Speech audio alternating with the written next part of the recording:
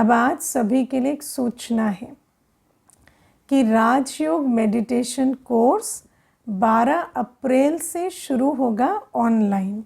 ठीक है, इस महीने का ये जो कोर्स है ये सिर्फ इंग्लिश में होगा। ठीक है, और आप अपने मित्र संबंधी जो भी 21 दिन का कोर्स करना चाहें उनको आप लोकल ग्रुप्स में भी और मित्र संबंधियों को भी पर्सनली, जितने भी आपके व्हाट्सएप ग्रुप्स हैं, RWA ग्रुप्स हैं, सब में पोस्ट करें कि 21 दिन का कोर्स इंग्लिश में होने जा रहा है। और उस कोर्स की जो आपके पास जो रजिस्ट्रेशन है और उस नंबर पर उनको कहें कि वो सूचना दें और रजिस्टर करें। और इस कोर्स के टाइमिंग्स हैं सुबह 7:30 बजे, दोपहर में 2 बजे और शाम को 9 बजे, है ना, रात को 9 बजे। तो ये 3 टाइमिंग्स पर इंग्लिश में कोर्स होगा। तो आप अपने ग्रुप्स में हर जगह पर इसकी सूचना दें, जो भी उस कोर्स का लाभ उठाना चाहेंगे वो उठाएंगे। ओके, ओम शांति। आज प्यारे बाबा हमें कहते हैं कि बार बार चेक करते रहो कि मैं बाबा के साथ कंबाइंड हूँ, किनारा तो नहीं कर लिया। हाँ, चेक करते हैं, चेक करते हैं तो पता चलता है अभी अभी कंबाइंड थे, अभी अभी किनारा कर लिया, है ना। एक माता कहती है सुबह से बाबा को साथ रखते हैं, जैसे ही ऑफिस पहुंचती हूँ पार्किंग में बाबा को छोड़ देती हूँ, फिर पूरे दिन बिना बाबा के धक्के खाती हूँ। फिर जब वापस पार्किंग जाती हूँ ना, वापस घर आने के लिए, तब बाबा फिर मिल जाता है, फिर सुख ही सुख। तो फिर मुझे कहती दीदी बाबा कब ऊपर आएगा, है ना, डॉक्टर है तो कहती हॉस्पिटल में ऊपर कब आएगा बाबा। पार्किंग से ऊपर आए तो फिर कल्याण हो। तो मैंने उनको कहा जब लेकर जाओगे, है ना, तो अटेंशन रखना पड़ता है, क्योंकि जैसे ही बाबा को छोड़ देते हैं, किनारा किया, तो मनोरंजन की जीवन, है ना, रंज की जीवन, दुख की जीवन बन जाती है। और आप सोचो कि कलयुग से हम संगम युग में आ गए, कैसे, बाबा की याद के आधार से। कलयुग और संगम युग, देखो संगम युग एक अवेयरनेस का युग है। संगम युग को अनुभव करने के लिए, है ना, स्मृति चाहिए। स्मृति है तो संगम युग है, विस्मृति है तो कलयुग है। पक्की बात ना। भले हम बच्चों को ज्ञान मिला, लेकिन संगम युगी जीवन, अतीन्द्रिय सुखमय जीवन का अनुभव कब होता, जब हम स्मृति में हैं। स्मृति में हैं तो बाबा के संग का, साथ का, सानिध्य का, शक्ति का, स्नेह का, सहयोग का, सबका अनुभव होता। और जैसे विस्मृति हो जाती तो जैसे संगम युग से गिरकर कलयुगी अनुभव में चले जाते। तो बाबा हमें कहते हैं कि हम बच्चों को अगर संगम युगी ब्राह्मण जीवन का मौज और मनोरंजन अनुभव करना है ना, प्यारी जीवन, मनोरंजक जीवन की अनुभूति करनी है, तो मुझे बाबा की याद को, बाबा के साथ कंबाइन रहने के इस पुरुषार्थ को करना पड़ेगा। बाबा हमें कहते हैं जब कोई काम है तो बाबा को साथी बनाओ, और जब कोई काम नहीं है तो बाबा को साथ रखो, है ना। अब क्या है, जब काम होता है, सेवा होती है, कोई आवश्यकता है, तो साथी को तो साथ रख लेते हैं, है ना। जब ज़रूरत है तो साथी को साथ रखते हैं, लेकिन जब कोई आवश्यकता नहीं, सेवा नहीं, तो फिर माया का साथ रखते हैं, बाबा का साथ नहीं लेते, है ना। तो बाबा कहते बस साथी नहीं बनाओ, साथ भी लो। और कई होते वैसे साथ रखेंगे, लेकिन जब कोई बड़ा कार्य होगा, विघ्न होगा, सेवा का की जिम्मेवारी होगी, तब साथी को भूल जाएंगे, तब मैंपन में करेंगे, है ना। तो बाबा कहते हैं नहीं, साथ भी रखो और साथी को भी जब सेवा की या कोई विघ्न को पार करने की बात होती है तो साथी के सहयोग से करो, अकेले नहीं करो। तब ब्राह्मण जीवन की मनोरंजन का अनुभव होगा। कौन कौन साथी भी रखते हैं बाबा को और साथ भी रखते हैं, है ना। और कौन कौन है जो ज़्यादा साथ रखते हैं पर साथी नहीं बना पाते, हाँ? और कौन कौन है जो साथी रखते हैं जब काम पड़ता, लेकिन साथ हमेशा रहे वो नहीं होता। तो कई प्रकार के बच्चे ना साथी बना लेते हैं जब आवश्यकता है, लेकिन फिर साथ हमेशा निरंतर ले वो नहीं होता। और ये सबका कारण क्या है? देह अभिमान।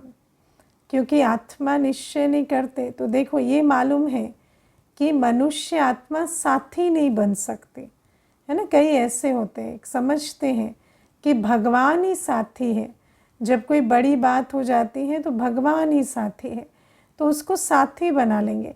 लेकिन भगवान ही कंपेनियन भी है वो नहीं समझते। समझते कंपेनियन तो मनुष्य भी हो सकता है, कंपनी में तो मनुष्य की भी रह सकते, है ना। और मनुष्य की कंपनी में देह भान में अल्पकाल का रस बहुत अनुभव करना चाहते, लेकिन जब मुश्किल आएगी तो कहेंगे मनुष्य तो नहीं निकाल सकता ना, तो साथी बाबा को याद करो।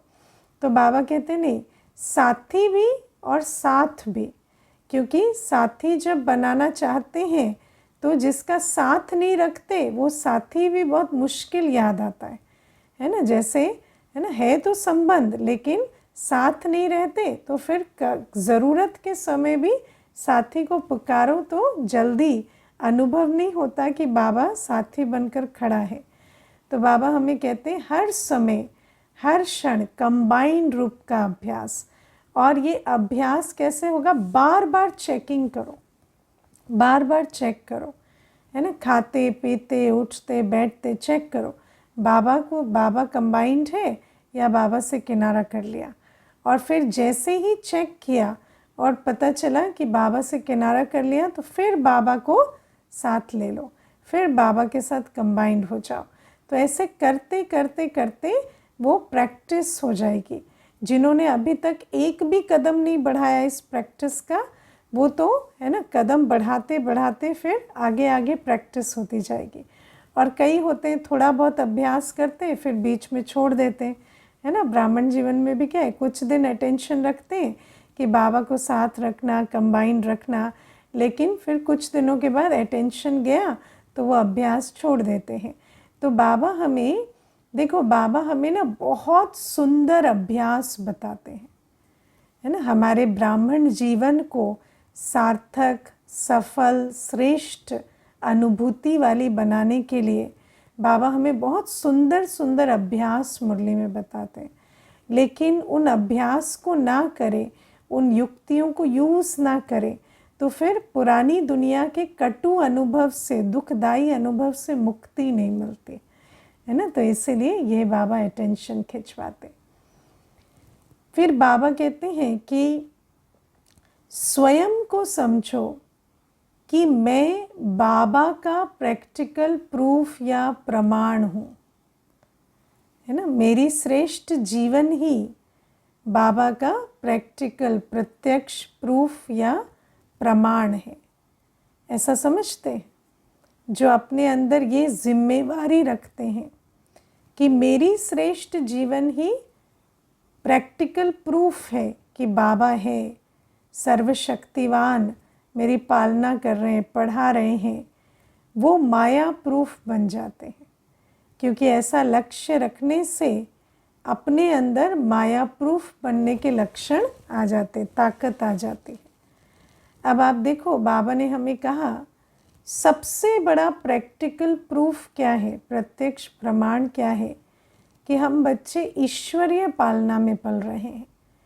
जब प्रवृत्ति में रहते भी परवृत्ति में रहें, प्रवृत्ति में रहते भी, देह और देह के संबंधों में रहते भी न्यारा रहे, तो मनुष्य आत्मा देखने वाली अचरज खाती है कि इनको क्या ऐसा मिला है जो ये सब कुछ होते भी बिल्कुल लगाव मुक्त है ना। ये प्रैक्टिकल आज दुनिया में इससे बड़ा प्रूफ नहीं है ईश्वरीय शक्ति का कि गृहस्थ व्यवहार में प्रवृत्ति में रहते, प्रवृत्ति माना गृहस्थ व्यवहार, तो गृहस्थ व्यवहार में रहते, और सबसे बड़ा गृहस्थ क्या है, ये देह की गृहस्थी है ना।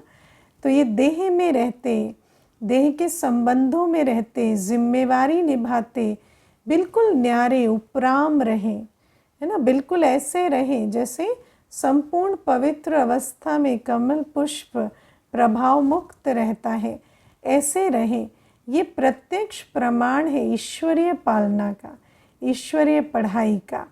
अब बाबा कहते ऐसा प्रत्यक्ष प्रमाण जब हमारे जीवन में दिखाई दे तो हमारे द्वारा, है ना, बाबा की भी प्रत्यक्षता होगी और हम स्वयं भी माया प्रूफ बन जाएंगे। जब हमारे अंदर ये रहेगा ना कि मेरी अवस्था हर एक को अनुभव हो कि हम न्यारे प्यारे हैं, उस लक्ष्य के साथ चलेंगे, तो फिर इतना पावरफुल लक्ष्य और इतना फोकस है कि माया आएगी भी ना डराने लुभाने, लेकिन माया पर ध्यान ही नहीं दे पाएंगे क्योंकि अपने लक्ष्य पर बहुत तेज़ नज़र है।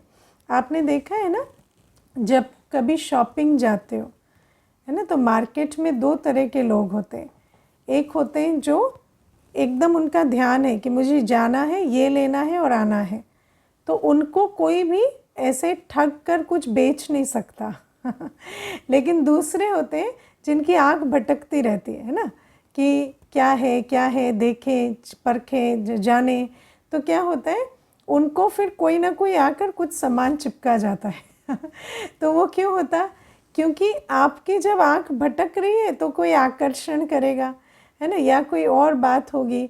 तो बाबा कहते माया के आकर्षण विकर्षण में भी कौन फंसते हैं, जिनको अपने जीवन में कोई लक्ष्य नहीं है कि मुझे ऐसा बनना है, मुझे संगम युगी जीवन में इस प्रकार की अपनी पर्सनालिटी बनानी है कि मैं प्रैक्टिकल गृहस्थ व्यवहार में रहते सब कुछ करते अनुभव हो कि मैं बिल्कुल उपराम हूँ, न्यारी प्यारी हूँ, है ना, किनारा करने वाली नहीं हूँ, उपराम हूँ, हर जिम्मेवारी निभाती हूँ, हर कार्य करती हूँ, सेवा अर्थ भी और लौकिक व्यवहार का भी सारा कार्य करती हूँ, और उसके बाद भी बिल्कुल न्यारी हूँ, देह को भी संभालती हूँ लेकिन उपराम हूँ, न देह में लगाओ, न संबंधों में, न किसी प्राप्ति, न वस्तु में।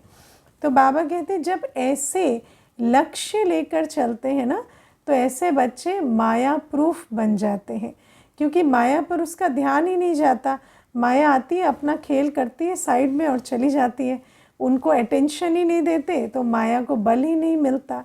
तो ये बाबा कई बार कहते हैं ना, माया हमें तंग क्यों करती है, क्योंकि बच्चे उसको बुला कर, वो तो आती है दस्तक देती है, बच्चे क्या करते हैं दरवाज़ा खोल के अच्छी तरह खातिरी करते हैं उसके, इसीलिए माया घर में बैठ जाती है ना, कौन से घर में, अंदर इस घर में बैठ जाती है। लेकिन अगर माया आई और हम बिज़ी हैं, हमारा लक्ष्य क्लियर है, तो माया को पता चलता है नो एंट्री, है ना, बिज़ी है, ऑक्यूपाइड है ना। तो बाबा ये बताते, मैं आपको इसमें एक अनुभव की बात सुनाती हूँ। एक माता थी, तो एक सेंटर पर ना, गांव का सेंटर था, तो उसमें एक बहुत बड़ा आदमी कोर्स करने आया, जिसके लिए बहन को लगा कि ये कैसे आए, मतलब इनको किसने परिचय दिया या कैसे ये सेंटर पर आए, क्योंकि बहुत नामी ग्रामी धनाढ्य और ऐसा व्यक्ति था। तो उसको दीदी ने पूछा कि आपको परिचय किसने दिया, आप कैसे आए। तो कहता है कि मेरे यहाँ पर जो बहन काम करती है, मेड जो है ना, उसको देखकर मैं यहाँ आया। तो उसको पूछा कि ऐसा क्या देखा, तो कहते वो आपके सेंटर आती है, और क्या हुआ कि मेरे बच्चे का रिज़ल्ट आया था उस दिन, तो बच्चे का रिज़ल्ट आया था और उसके 80% मार्क्स आए थे, लेकिन मैं चाहता था कि कम से कम 90 के ऊपर आए, तो मैं बहुत उदास था उस दिन उसके रिज़ल्ट को लेकर, और मुझे लगा मेरा ये कारोबार, मेरा सब कुछ संभालने वाला जो मेरा एक ही बेटा है, वो अगर पढ़ेगा लिखेगा नहीं तो फिर कैसे चलेगा। तो मैं चिंता में पड़ गया। और उसी दिन जो मेरे घर में वो बहन सेवा करती है, उसका जो बच्चा था वो गांव में साइकिल चला रहा था और उसका एक्सीडेंट हो गया किसी कार से। तो फ़ोन आया, तो जब उसका फ़ोन आया, किसी गांव वाले ने फ़ोन किया, उसका बेटा रिलेटिव्स के पास अकेला रहता था, उसके युगल नहीं थे गांव में। तो जब फ़ोन आया तो मैंने उस फ़ोन को उठाया। तो जब मैंने सुना कि उसका एक्सीडेंट हो गया है तो मुझे लगा ये तो बहुत बड़ी बात है। तो मैंने उसको बुलाया और बोला, बहुत शांति से बैठो और सुनो, ये फ़ोन आया है। तो जब वो फ़ोन पर बात कर रही थी, उसके चेहरे पर शिकन भी नहीं आई, है ना। एकदम उसके चेहरे पर ऐसा जैसे, है ना, कोई शांति से उसने वो बात सुनी। और फिर उसके बाद वो मुझे कहती कि मुझे थोड़ी देर जाना पड़ेगा और मुझे आप 4-5 दिन की छुट्टी दे दीजिए। और बड़े प्यार से उसने छुट्टी मांगी, कोई रोना नहीं, कोई ड्रामा नहीं, कुछ नहीं। और फिर वो गई। और फिर जितनी बार भी मैंने उसे फ़ोन किया वहाँ पर पूछने के लिए कि कैसा है बेटा, कैसा है, तो कहती बहुत अच्छा है, ठीक हो रहा है, सब ठीक है। जबकि मुझे दूसरों से पता चला उसकी हालत ठीक नहीं थी, लेकिन इसके मुख से एक बार भी नहीं सुना कि उसकी हालत इतनी बिगड़ी हुई है या हाय हाय, ऐसा कोई शब्द नहीं था। और कहती बस ठीक है, ठीक हो रहा है, सब अच्छा हो रहा है, परमात्मा शिव बाबा बैठे हैं, ऐसे कहती रहती। और फिर 5 दिन में जैसे ही उसकी थोड़ी रिकवरी हुई और उसको पता चला कि अब मेरी आवश्यकता नहीं है, अब ये स्टेबल हो गया है, तो वो काम पर लौट आई। और उसके बाद भी उसने मुझसे कोई चर्चा नहीं की, उसने मुझे कोई एक्स्ट्रा ऐसे नहीं कहा कि मैं और 5 दिन रुक जाऊं या ऐसा करूं। हालांकि वो अगर मुझे उस समय महीने भर की भी छुट्टी के लिए कहती तो मैं उसे मना नहीं करता और उसे पेड हॉलीडे देता, लेकिन उसने ऐसा कुछ भी नहीं किया। और वो काम पर लौट आई और बिल्कुल शांति से जैसे अपना काम करती थी करती रही। तो मुझे आया, मैं इतना पढ़ा लिखा, मेरे जीवन में मैंने इतना कमाया, पैसा, धन, शोहरत अर्जित की, मेरे बेटे के 10% मार्क्स कम क्या आ गए, मेरी दिल दहल गई। और इसका देखो, इसके पास ऐसा क्या है जो इसका बेटा, जो इसकी एकमात्र पूंजी है, इसके युगल भी नहीं है, और इसका बेटा जो इसका पूरा संसार है, आज उसका एक्सीडेंट हो गया, लेकिन इस माता को शिकन भी नहीं है। तो इसके पास ऐसा क्या है? तो वो ढूंढने के लिए मैं सेंटर पर आया, है ना, कि इसको ऐसा क्या मिल गया। तो बाबा हमें कहते हैं कि देखो, प्रैक्टिकल प्रमाण परमात्मा पालना का क्या है कि शिव बाबा से हमें जो ये पवित्रता का बल मिलता है, शिव बाबा से जो हमें ये संपूर्ण निर्विकारिता का बल मिलता है कि हम सब कुछ के बीच रहते जैसे बेहद के सन्यासी हो जाते हैं, सब कुछ संभालते करते भी न्यारे होते हैं। ऐसा भी नहीं कि कोई चीज़ अवॉइड करते हैं या किसी जिम्मेवारी से भागते हैं, लेकिन सब कुछ करते जैसे इतना भी लेश मात्र भी लेप छेप नहीं लगता। ये सबसे बड़ी प्रैक्टिकल प्रूफ है ईश्वरीय पालना की। और बाबा हमें कहते, जब हमारा लक्ष्य ये होता है, देखो हम सतयुग में तो जो बनेंगे सो बनेंगे, वो सतयुग में देखेंगे कि हम क्या बने।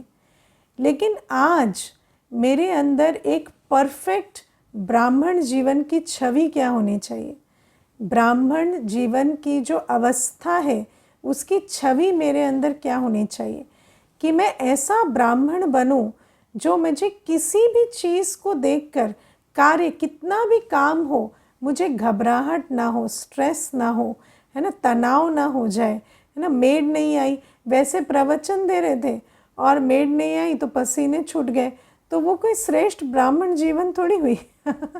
तो बाबा कहते हैं कि हमें चाहे सहयोग मिले चाहे ना मिले, चाहे परिस्थितियाँ अनुकूल हो प्रतिकूल हो, चाहे हम जो कर रहे हैं उसका फल अनुकूल निकले या प्रतिकूल, हम सदा न्यारे प्यारे उपराम रहें। और सबसे बड़ा पेपर जो होता है वो क्या होता है? देह की बीमारी का पेपर, है ना।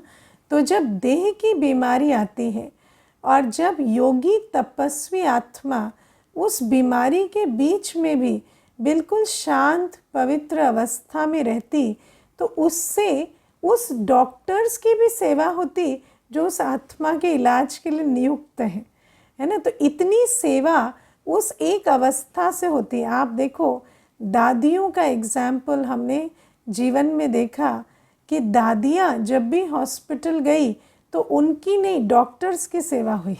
क्यों? क्योंकि इतनी सुंदर अवस्था में, न्यारी प्यारी अवस्था में दादियाँ हमारी रहती कि हर आत्मा को जो इलाज भी कर रही है उसको लगता कि इतने दर्द में भी ये मुझे ओम शांति कर रहे हैं, ये मुझे हाल पूछ रहे हैं, ये मुझे वरदान सुना रहे हैं, जबकि मुझे इनको आथत देनी चाहिए। तो बाबा कहते ये है प्रैक्टिकल प्रूफ। और जब हम बच्चे ऐसा लक्ष्य रखते हैं कि हम ऐसे बने, तो एक तो हम माया प्रूफ हो जाते, फिर हमारे द्वारा ईश्वरीय प्रत्यक्षता हो पाती। तो ये बातें हमें बाबा समझाते हैं। फिर प्यारे बाबा आज हमें कहते हैं कि हम बच्चों को पास विद ऑनर बनना है, स्कॉलरशिप लेनी है ना। स्कॉलरशिप लेना माना कम से कम 16,108 में आना। क्या है 16,108 का रेलेवेंस? तो 16,108 जो संख्या है वो होती है त्रेता के अंत की टोटल प्रिंस प्रिंसेस की पॉपुलेशन। सतयुग से लेकर त्रेता युग तक, अंत तक जितने प्रिंस प्रिंसेस बनेंगे वो टोटल 16,108 होंगे। तो बाबा कहते हैं राज्य परिवार में आना, प्रिंस प्रिंसेस बनना, ये है स्कॉलरशिप लेना। और अगर हमें ऐसी स्कॉलरशिप लेनी है तो हमें किस अभ्यास पर अटेंशन देना है? अंतर्मुखता का अभ्यास, है ना। योग की पहली स्टेज क्या है? योग की पहली स्टेज है अंतर्मुखता। योग की पहली स्टेज क्या है? अंतर्मुखता। उसके बाद है देही अभिमानी स्थिति, आत्मिक स्थिति। उसके बाद है बाबा की याद। इसको समझते हो ना? पहले अंतर्मुखी। योग की डेफिनेशन क्या है? देह सहित देह के सब धर्मों संबंधों को भूल अपने को आत्मा निश्चय कर फिर बाबा को याद करें। अब जो देह सहित देह के सब धर्मों संबंधों को भूल अपनी मन बुद्धि को अंदर लेकर जाना, इसको कहते हैं अंतर्मुखता। ये जो मुख है ना, इसमें 5 इंद्रियां हैं, आँख, कान, नाक, मुख, त्वचा, है ना। ये जो 5 इंद्रियां हैं ये देह और देह की दुनिया का अनुभव कराती हैं, है ना। हिंदी में कहते हैं आप मुए मर गई दुनिया। माना जब आत्मा शरीर छोड़ती है तो उसके लिए जैसे दुनिया मर जाती है, क्योंकि आत्मा इंद्रियों के बल से इस संसार का अनुभव करती है ना। जिसको दिखाई नहीं देता, सुनाई नहीं देता, ना टेस्ट है, ना स्मेल है, ना टच है, उसके लिए दुनिया का अनुभव होगा। हाँ, जिसको सुनाई नहीं देता, बोलने में नहीं आता, उसको दिखाई देता है। जिसको दिखाई भी ना दे, सुनाई भी ना दे, है ना, ना टच है, ना स्मेल है, ना टेस्ट है, ना बोल सके, उसके लिए दुनिया एग्जिस्ट करती है क्या? नहीं करती। ऐसा कोई नहीं होता जिसकी कोई भी इंद्री काम ना कर रही हो। ठीक है, pass with honour equals to scholarship, है ना। तो बाबा हमें कहते हैं कि जो हमारी ये जो इंद्रियां है ना, इसी के आधार से हम देह और देह की दुनिया के चक्कर में रहते हैं। और जब हमें देह और देह की दुनिया से उपराम होना है तो हमें इन इंद्रियों से अपने मन बुद्धि को समेट कर अंदर जाकर बैठ जाना होता है।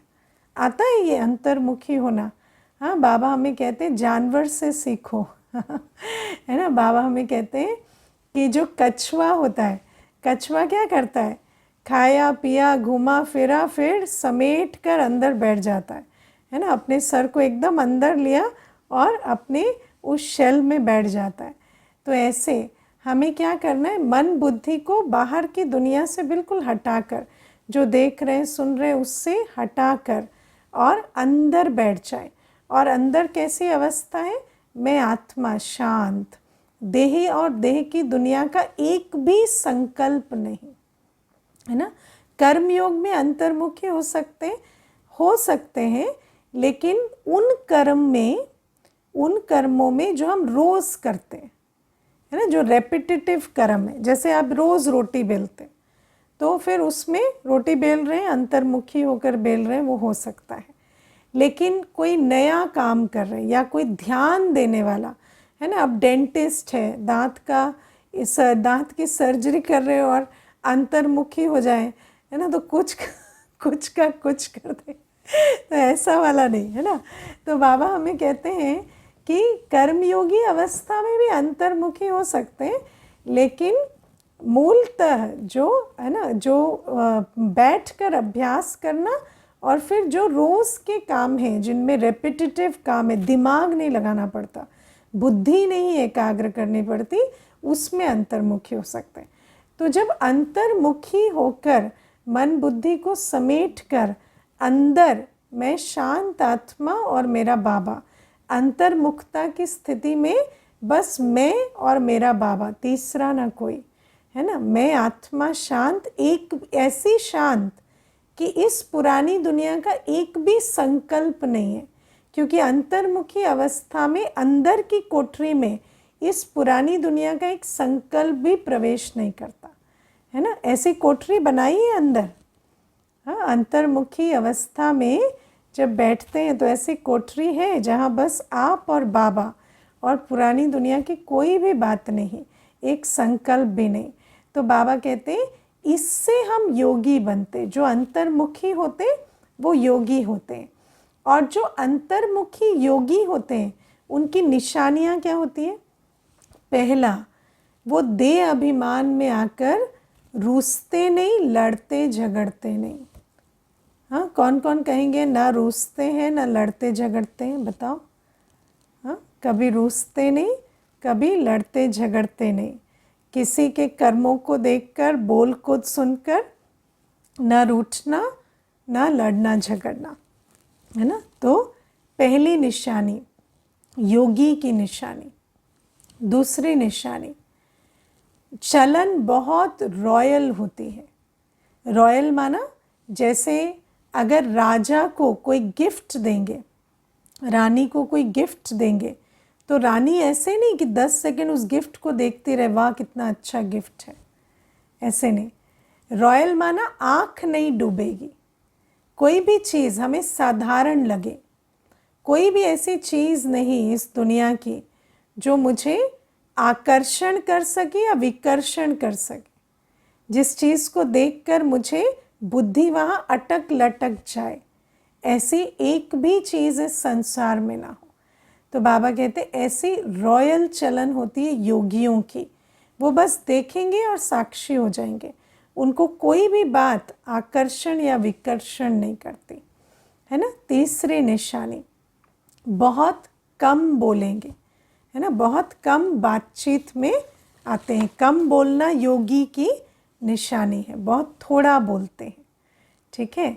फिर चौथी निशानी, बाबा कहते हैं कि ऐसे बच्चे यज्ञ सेवा में रुचि रखते हैं, है ना। यज्ञ की सेवा, बाबा का यज्ञ क्या है ना, इतना बड़ा बाबा का ये जो यज्ञ है, इसमें तन मन धन की आहुति चाहिए सारे दिन, है ना। हमें कभी कभी कोई पूछता है ना कितने सेवाधारी हो तो सेंटर चलता है, मैंने कहा सेवाधारी कितने नहीं, कितने भी होने से कम होते हैं क्यों, क्योंकि जितने सेवाधारी उतनी सेवा बढ़ जाती है ना, उतना फिर सेवा का विस्तार हो जाता है। तो जितने भी सेवाधारी हो, एक सेंटर पर ना 50 बहनें थी, ठीक है। तो मैंने उस बहन को कहा एक बहन मुझे भी दे दो, है ना, आपके पास तो 50 है। तो कहते अरे हमारा ही नहीं हो रहा है, 50 में ही सेवा नहीं हो रही। तो आप देखो कि यज्ञ में क्या है, ये यज्ञ में इतनी आवश्यकता है सेवा की कि कितनी भी यज्ञ सेवा हो, कितने भी सेवाधारी हो, इस यज्ञ में तो पूरी सारी पुरानी दुनिया की आहुति पड़ेगी ना, तब भी इस यज्ञ की संपन्नता नहीं होगी, है ना। तन हो, मन हो, धन हो, यहाँ कभी पर्याप्त नहीं होता, है ना। क्योंकि बाबा कहते हैं ये यज्ञ रचा ही इसलिए है कि इस यज्ञ में सब कुछ सबका सफल हो जाए। तो बाबा हमें कहते हैं जो योगी बच्चे होते हैं ना, वो यज्ञ की सेवा बहुत प्यार से, रुचि से करते हैं, सब कुछ तन मन धन संपूर्ण बलिहार जाते हैं। और फिर बाबा हमें कहते हैं कि ऐसे बच्चे तिक तिक नहीं करते, है ना, तिक तिक नहीं करते, वो बाबा की याद में सच्ची रूहानी सेवा करते हैं। तिक तिक कौन करता है, आपने देखा है ना, जब एग्ज़ाम लिखने जाते हैं, कॉलेज में ज़्यादा होता है ये, तो कॉलेज में एग्ज़ाम लिखने जाएंगे ना, तो जिसको कुछ नहीं आता वो बहुत लिख के आता है, हाँ, जिसको कुछ नहीं आता ना वो खूब पन्ने काले करता है, क्योंकि उसको तो पन्ने काले करने हैं, क्योंकि उसको प्रूफ देना है कि मुझे आता है। और जिसको सच में आता है ना, जिसको सच में पता है कि क्या लिखना है, वो तो शॉर्ट में अपनी बात लिखता है और 10 में 10 नंबर लाता है ना। तो मैंने ये बहुत देखा, कॉलेज में ऐसे होते थे कि पेपर पे पेपर मांग रहे, पेपर पे पेपर, लिखने वाले को टेंशन हो जाती है कि हमने तो इतना लिखा नहीं और ये लिखते चले जा रहे हैं, ऐसा क्या पढ़ लिया इन्होंने जो हमने नहीं पढ़ा। और मार्क्स आते हैं तो 20, 30 भी नहीं पहुंचते, है ना। तो क्यों, क्योंकि कुछ नहीं आता तो बहुत बोलते। तो बाबा कहते तिक तिक नहीं करते, जो ज्ञानी योगी बच्चे होते हैं ना, वो तिक तिक नहीं करते, वो टू द पॉइंट और बहुत अच्छी बाबा की याद में ऐसा तीर लगाते हैं जो शॉर्ट में बात समझ में आ जाती है।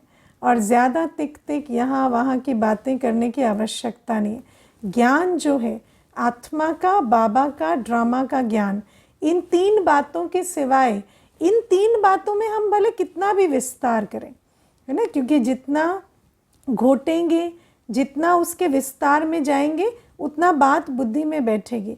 लेकिन इन 3 बिंदुओं से खिसक जाए, है ना, वो होती है तिक तिक। जब आत्मा, बाबा और ड्रामा के ज्ञान से हट के कोई और बात कर रहे हैं, वो तिक तिक हो गई। आत्मा, बाबा और ड्रामा का ज्ञान है तो तिक तिक नहीं है, वो है रूहानी सेवा। फिर भले 2 घंटे भी समझा रहे, लेकिन क्या समझा रहे वो इम्पॉर्टेंट है, क्योंकि बाबा की याद में रहेंगे तो आत्मा के ही विषय में 2 घंटे समझाएंगे तो बात पूरी बुद्धि में बैठ जाएगी। तो बाबा कहते ये निशानियाँ योगी बच्चों की है, और अगर ये निशानियाँ दिखाई नहीं देती तो इसका मतलब हम अंतर्मुखी नहीं, योगी नहीं, है ना। और बाबा आज बहुत अच्छी बात कहते हैं कि बच्चे कहते हैं, बच्चों को पूछो ना चार्ट कितना है आपके योग का, 100% कहते हैं, है ना। और बाबा क्या कहते हैं, 2%। हाँ, बाबा कहेगा 100 नहीं है, 2 है। अब आप सोचो, बच्चे को लग रहा है 100% और बाबा कहता है 2%। क्यों? क्योंकि बच्चे को याद का चार्ट चेक करना नहीं आता, है ना। याद का चार्ट चेक करना माना कितनी देर अंतर्मुखी रहकर आत्मा निश्चय कर बाबा को याद किया। और कई बार पूछो बाबा को याद किया, हाँ सारे दिन याद किया, अंतर्मुखी हुए? नहीं, अंतर्मुखी नहीं हुए। बिना अंतर्मुखी हुए बाबा को याद कर लिया? हाँ, बिना अंतर्मुखी हुए बाबा बाबा करके बाबा को याद कर रहे, ऐसे नहीं याद होती। तो बाबा कहते हैं यथार्थ चार्ट जिससे विकर्म विनाश होते, जिससे बाबा से लव बढ़ता है ना। बाबा कहते, बाबा आज बहुत सुंदर बात कहते कि यथार्थ याद से बाबा के लिए प्यार बढ़ता है, और बाबा से प्यार बढ़ता है ना तो श्रीमत पर चलने की ताकत आती है, क्योंकि जिससे प्यार होता है ना उसके लिए कुछ करना या उसके काहे पर चलना बहुत इजी हो जाता है। और बाबा ने आज एक बहुत सुंदर बात कही कि बिंदी बिंदी बिंदी हो जाती है अगर अल्फ ना जुड़े, है ना, तो 1 के पीछे बिंदी लगाएंगे तो 10 बनेगा, 0 के पीछे 0 0 0 लगाते चले जाएंगे तो क्या होगा, 0 है ना। तो बाबा कहते हैं 1 के पीछे 10 0 लगाओ, है ना, फिर 0 लगाओ तो 10 100 ऐसे बढ़ेगा। तो बाबा हमें बहुत अच्छी बात समझाते हैं, पहले एक बाबा की याद, है ना, पहले एक बाबा, और बाबा की याद में एक एक सेकंड में कमाई होगी। और बाबा ही बुद्धि में नहीं आया तो सारे दिन भले मुख से शिव बाबा किया, लेकिन बुद्धि भटक रही है ना, या अंतर्मुखी अवस्था नहीं है, तो वो सारा खजाना जो जमा लग रहा है कि हो रहा है, वो एक्चुअली जमा के खाते में नहीं जा रहा। तो बाबा ये हिसाब हमें समझाते हैं। और फिर बाबा हमें कहते हैं बच्चों को बहुत अच्छा याद की चेकिंग करनी चाहिए कि हम अंतर्मुखी होकर बाबा की याद में कितना रहते हैं, क्योंकि बाबा की याद में रहेंगे तो विकर्म विनाश होंगे, बाबा की याद में रहेंगे तो श्रीमत पर चलेंगे, और बाबा की याद में रहेंगे तो बाबा का परिचय देंगे तो किसी को तीर लगेगा, है ना, क्योंकि बाबा की याद में नहीं रहते तो तिक तिक करते हैं, एक तो, है ना, फालतू बातें बहुत करते हैं, पॉइंट की बात नहीं करते, बाबा का परिचय नहीं देते। मुझे याद है एक बार ना एक सेशन था, तो 2 घंटे का सेशन था, किसी ऑफिस में जाकर कराना था, तो एक बहन को भेजा, तो वो बहन गई 2 घंटे का सेशन करा कर आई, और उसको पूछा कि क्या कराया, परमात्मा परिचय दिया, तो कहती नहीं उसके लिए टाइम नहीं मिला। तो हमने कहा 2 घंटे में परमात्मा परिचय नहीं दिया, गए क्यों थे वहाँ पर, है ना। तो जब उसको 2 घंटे मिले तो ठीक है, 15 मिनट भूमिका बांधो, थोड़ा आत्मा समझाओ, फिर बाबा समझाओ ना, क्योंकि बाबा को ही नहीं समझा तो फिर बाबा को नहीं समझा तो क्या हो गया कि बाबा को नहीं समझा तो बाबा ये ज्ञान दे रहे हैं या यही सत्य ज्ञान है, वो बात समझ में नहीं आएगी। फिर तो जैसे सारे आकर अपना अपना आइडिया सुनाते हैं, ऐसे ये भी एक आइडिया हो गया, है ना। तो बाबा हमें कहते हैं कि शिव बाबा का परिचय ना, अगर मान लो बहुत दिन है किसी को समझाने के लिए तो धीरे धीरे समझाते, लेकिन मानो थोड़ा सा समय मिला है तो पहले बाबा का परिचय अच्छे से देना है। और बाबा का परिचय बुद्धि में बैठेगा ना, देखो बाबा समझ में आ गया ना उसको, तो बाबा जो कहता है और बाबा जो नहीं कहता है, सत्य समझ में आ गया, तो क्या झूठ है उसको झूठ कहने की ज़रूरत नहीं पड़ेगी, झूठ आप ही सिद्ध हो जाएगा, है कि नहीं। और वरना बाबा नहीं समझा, सत्य नहीं समझा, तो ये झूठ है, ये रॉन्ग है करते चला जाओ, वो कहेंगे क्या प्रूफ है, क्या प्रूफ है, क्या प्रूफ है तो ऐसे ही खेल चलता रहेगा। लेकिन अगर अच्छी याद में रहकर बाबा का यथार्थ परिचय, बाबा का परिचय देने में 7 बातें आती हैं, नाम, रूप, देश, काल, गुण, कर्तव्य, संबंध, है ना। तो ये 6 बातें है ना, तो ये 6 बातें जो हैं ये बाबा के परिचय में आती हैं। और इस 6 बातों को अच्छे से स्पष्ट करें बाबा की याद में रहकर आत्मिक दृष्टि से, तो आत्मा की बुद्धि में बैठता है कि शिव बाबा आया हुआ है। और जब ये बैठ जाता है तो बाकी बातें, है ना, कौन भगवान नहीं है, क्या शास्त्र है, क्या सत्य ज्ञान है, सब बातों का फ़र्क आप ही समझ में आ जाता है। तो बाबा कहते हैं पहले अंतर्मुखी हो, यथार्थ याद में रहें, अपने अंदर योग बल भरें, फिर उस योग बल से जब बाबा का यथार्थ परिचय देंगे तो सामने वाली आत्मा को भी परिचय मिलेगा। और जब वो समझ में आया तो बाकी बातें ज़्यादा समझाने की आवश्यकता नहीं पड़ेगी, ठीक है। अच्छा, पास विद ऑनर 33 मार्क्स में होंगे, आपको 33 लाने क्या, नहीं 100 में होंगे, ठीक है।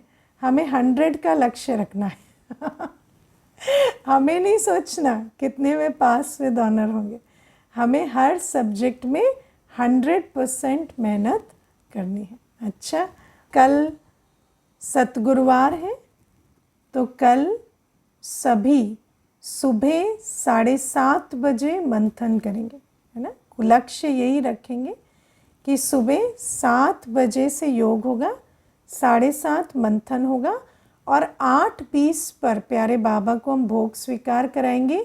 सभी बच्चे नहा धोकर वीडियो ऑन करके बाबा की अच्छी याद में बैठेंगे, भोग स्वीकार कराएंगे। अब मान लीजिए कोई ऐसे हैं जिनको सुबह है ना ज़्यादा टाइम नहीं मिलता, तो भोग के समय ज़रूर जुड़ेंगे, 8:15 तक जुड़ जाएंगे, भोग में बाबा के सम्मुख बैठेंगे। बाकी क्लास भले ही 12 बजे या शाम को 5:30 या 7:30 कर लेंगे, लेकिन भोग के समय अच्छे नहा धो के स्वच्छ कपड़े पहनकर वीडियो ऑन करके बाबा की मीठी याद में बैठकर संगठन में भोग स्वीकार कराएंगे। अच्छा, ओम शांति।